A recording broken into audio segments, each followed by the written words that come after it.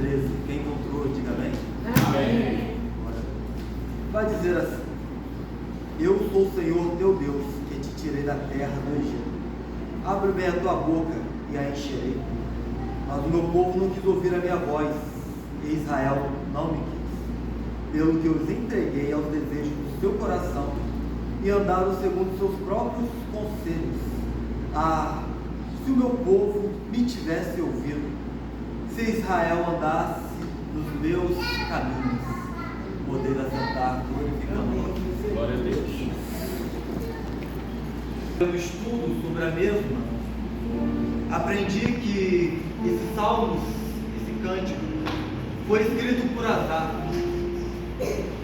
Asaf, que era o regente do coral na época do rei Davi, um homem muito de Deus. Aqui ele estava fazendo menção do povo de Israel, aquele povo a qual Deus tirou do Egito com mãos poderosas, a qual fez prodígios e maravilhas. Porém, infelizmente, aquele povo não estava satisfeito com tudo que Deus fizera por eles. A Bíblia vai nos fazer menção que Deus enviou pragas para o rei do Egito. A Bíblia vai nos fazer menção que Deus abriu o mar vermelho para aquele povo passar. A Bíblia vai nos fazer menção que Deus tirou água da rocha. Mas parecia a primeira dificuldade. E aquele povo murmurava, aquele povo reclamava, e nunca estava satisfeito com o que Deus fazia para ele. Havia a primeira dificuldade, e aquele povo já reclamava e falava: será que não tinha sepulcro suficiente lá no Egito? Pelo menos lá no Egito tinha pepino, cebola, e vivia reclamando. Infelizmente, essa palavra nos remete também aos dias chamados atuais. Muitas vezes nós nos lembramos de quando nós estávamos no Egito, e às vezes até pensamos conosco mesmo: no Egito nós tínhamos estabilidade. Quando nós estávamos no tempo de antigamente, nós tínhamos uma vida um pouco melhor. Nós tínhamos pepino, nós tínhamos cebola, nos faltavam as coisas. Mas só que eu deixo decretar uma palavra para a amada igreja.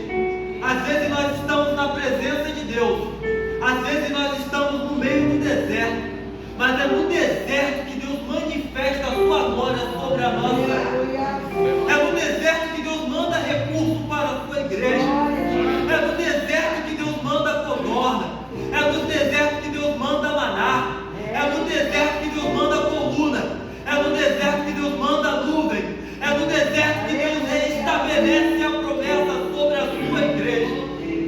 Eu não sei o deserto que a igreja está passando, mas o Espírito Santo manda dizer aqui para a amada igreja: não use a sua boca para murmurar no meio do deserto, não. Use a sua boca para bendizer o nome do Senhor Jesus Cristo, porque Ele pode deixar a sua igreja passar no deserto, mas Ele não deixa a sua promessa morrer no meio do deserto.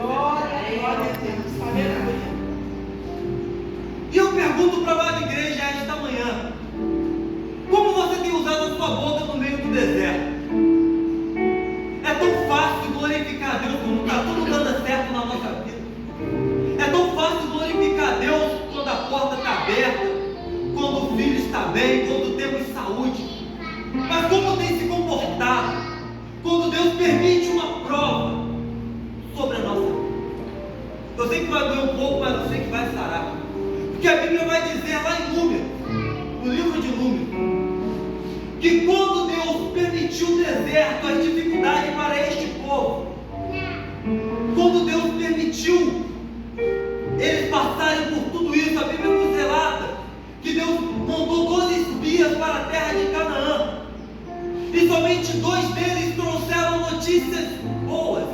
Os 10 apontaram defeitos, falaram muito: os inimigos são grandes, os inimigos são fortes. Mas só que 2 falaram, acredito eu, cheio do Espírito Santo ali: os inimigos são grandes, mas o nosso Deus é maior. Mas só que a Bíblia nos relata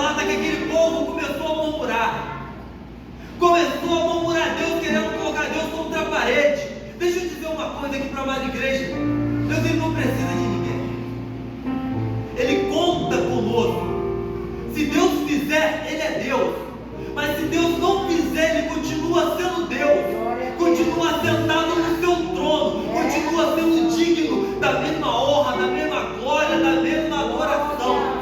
Eu não adoro a Deus pelo que Ele faz, eu adoro a Deus pelo que Ele é. Eu adoro a Jesus, que a Bíblia vai nos dizer que aproximadamente 2000 anos atrás Jesus nos amou primeiro. Glória a Deus.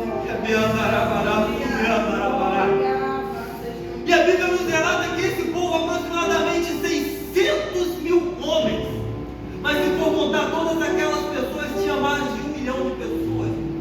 Eles murmuravam, eles não deram ouvido aos 2 espias, eles deram ouvido aos 10. E eu vou dizer uma coisa, eu sei que vai doer, mas vai estar. A Bíblia diz lá em Tiago, capítulo 3, que a nossa boca tem o poder para abençoar e amaldiçoar. E aquele povo do deserto, do Egito, infelizmente, eles usaram sua boca para murmurar. E todos eles pereceram no deserto. Todos eles que murmuraram, usaram sua boca para murmurar, usaram a sua boca para colocar Deus contra a parede, morreram no deserto. A Bíblia vai nos fazer menção que somente os 2 espias, Caleb e Josué, foram os homens corajosos que viram Deus no meio da dificuldade, viram que Deus era maior do que o inimigo. Se você olhar somente para a sua dificuldade e murmurar, se você olhar para o seu cenário atual e murmurar, você morre no meio deste deserto. Mas se você olhar o tamanho do seu Deus, eu sei que Ele tem poder para curar, eu sei que Ele tem poder para libertar, eu sei que Ele tem poder para alcançar, eu sei que Ele tem poder para caminhar contigo no meio do deserto.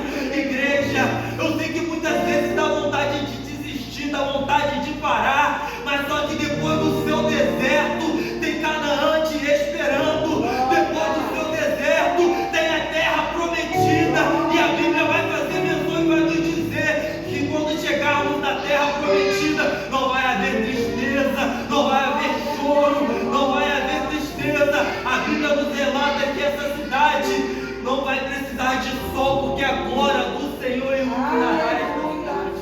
Glória a Deus, aleluia, Jesus. Como a gente tem usado a nossa boca em meio às dificuldades? Como nós temos usado a nossa boca quando chega uns momentos difíceis?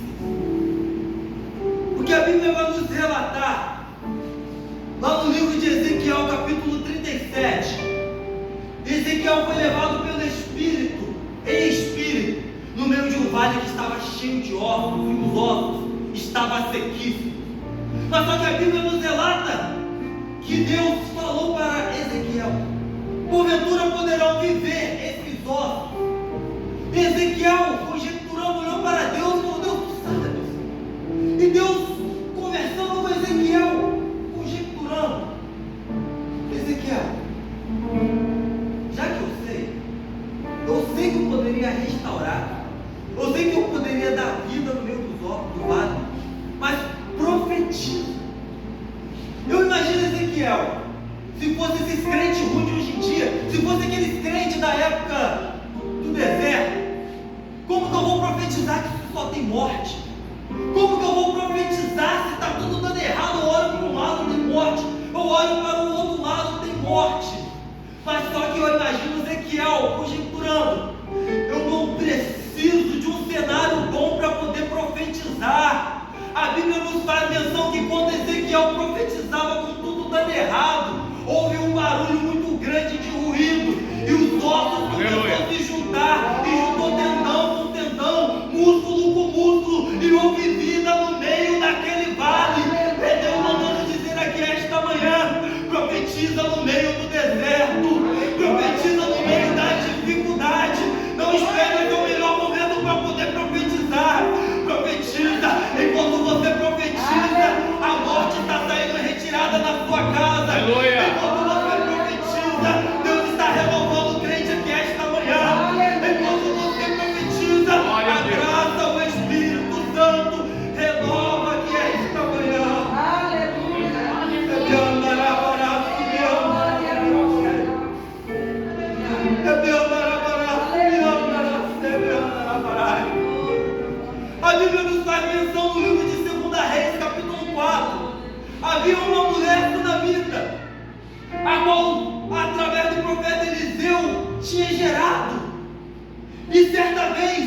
Aquele filho que era uma promessa havia morrido. E ela, quando saiu à procura do profeta, falaram com ela: como você está no meio do caminho? Ela poderia falar: tem morte na minha casa, a promessa morreu. Mas só que ela abriu a sua boca: olha que mulher forte, tudo dando errado com morte, vai tudo bem. Ela conjecturando, ela imaginava: talvez, se eu falar que vai tudo mal, não vai ter restauração na minha casa. Se eu falar que vai tudo mal, não vai adiantar nada. Mas quando ela chegou até o profeta, abriu seu coração, falou com ele, levou ele até a sua casa, a Bíblia vai nos fazer menção que a promessa esteve de pé, a promessa voltou a viver através da fé, através da palavra desta mulher. Não deixe o seu cenário te calar, não deixe o seu cenário te afligir. Creia no seu Deus, creia no seu Deus. Aleluia, meu Jesus. Glória, glória. Olha a importância do que sai da nossa boca. A Bíblia nos faz menção no livro de Lucas, capítulo 4. Jesus sendo indagado por Satanás, Satanás falando para Jesus: transforma essa pedra em pão. E Jesus poderia transformar aquela pedra em pão. Era deserto, ninguém estava vendo, ninguém ia saber. Mas só que Jesus olhou para Satanás e falou: nem só de pão viverá o homem, mas de toda a palavra que vem de Deus. No livro de João, capítulo 1, olha só o que o apóstolo João falou: e no princípio ele era o verbo, ele era a palavra, e essa palavra ela está viva e se faz presente no meio da gente através do Espírito Santo de Deus. Glória a Jesus. Glória. O que tem saído da sua boca no meio da dificuldade? O que tem saído da sua boca no meio da adversidade? Não se cale, não deixa Satanás te oprimir. Por isso, aqui no livro de 81, do capítulo número 81, no verso 10, vai dizer: abra a boca e eu te encherei. Se você ficar com a boca fechada no meio do seu deserto, você vai morrer. Mas se você abrir a sua boca, o Espírito Santo renova. Se você abrir a sua boca, o Espírito Santo renova. Por isso mesmo que na Bíblia vai dizer, no livro de 2 Crônicas, no seu capítulo 20, o rei Josafá, os inimigos estavam chegando, se aproximando, e o rei Josafá proclamou todos para poder jejuar e orar. E quando eles estavam orando e jejuando, a Bíblia vai nos fazer menção que o levita foi tomado pelo Espírito Santo. E esse levita era da descendência de Asaf. E a Bíblia vai nos dizer que Deus falou através dele: você não vai ter que entrar nessa peleja, eu pelejarei por vós. Enquanto eles estavam louvando, enquanto eles estavam adorando, o cenário era difícil, os inimigos se aproximavam, parecia que ia perder a batalha. E a Bíblia vai nos fazer menção que enquanto eles louvavam, enquanto eles adoravam, o anjo do Senhor entrou no meio dos seus inimigos e pelejou por eles. Se vocês soubessem o tamanho que tem a força da sua adoração, você estava glorificando.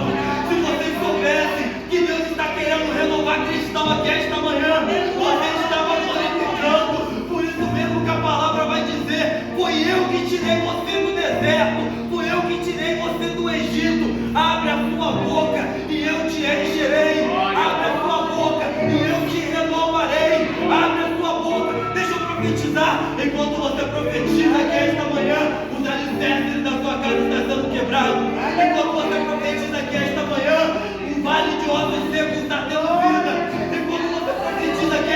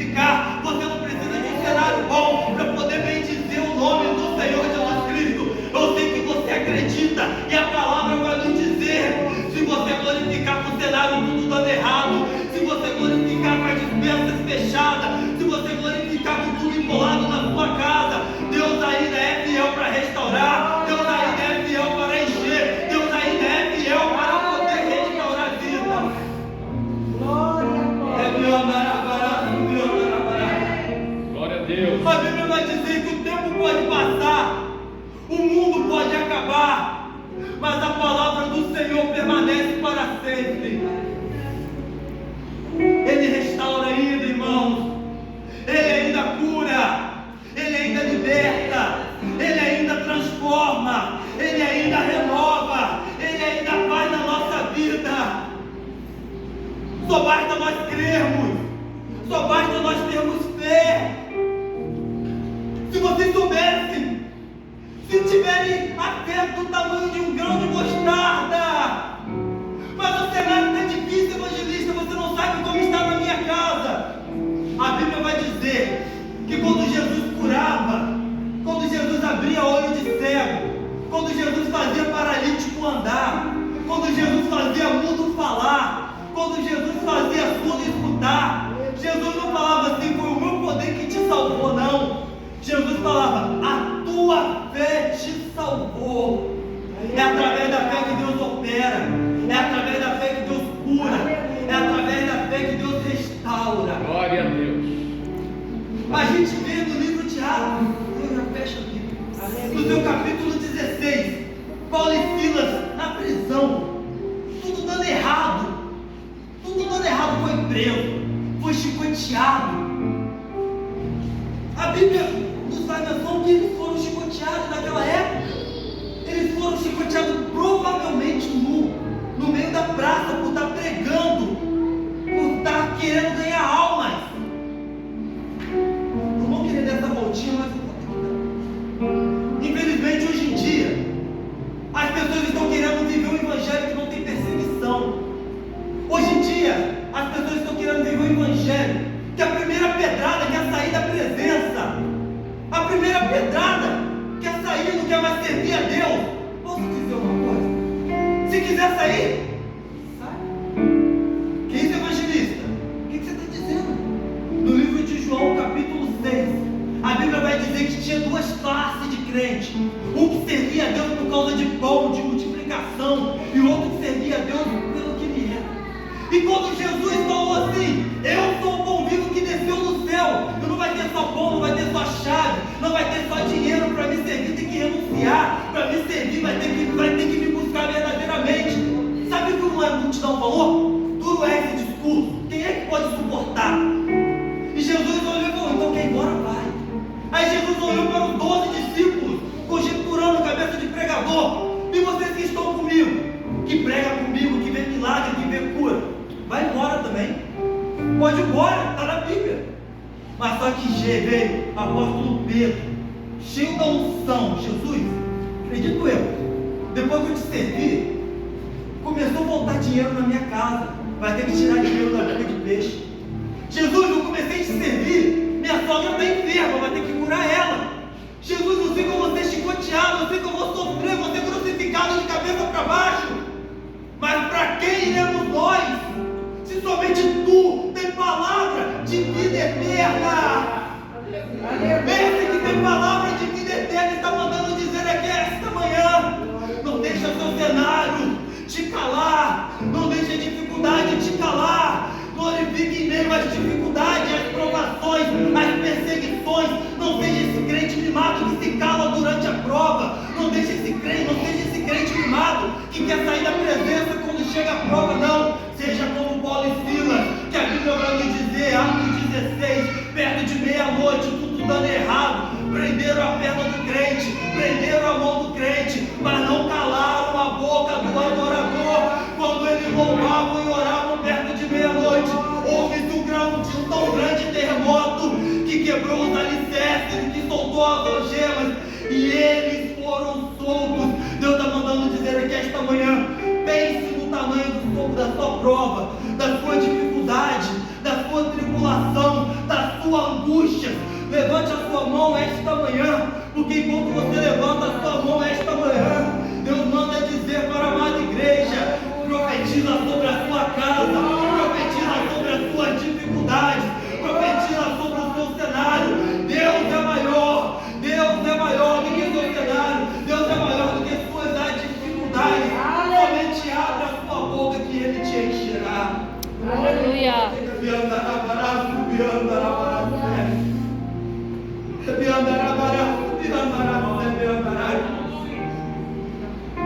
infelizmente, de 600 mil homens, olha isso, somente 2 entrou em Canaã.